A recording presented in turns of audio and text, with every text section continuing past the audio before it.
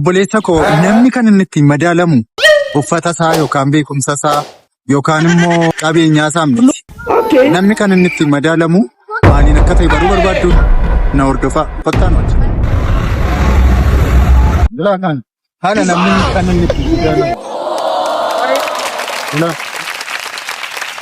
Kiiloo 64 ta'e namni kan inni ittiin madaalamu kiiloogiraamiidha malee wayyaasaa uffata isaa caammaa isaa ittanii haasaa bareechisuuf ittanii oduun odeessinaa. Namni kan ittiin madaalamu maaloodhaan jedhee kiiloodhaan jedhe.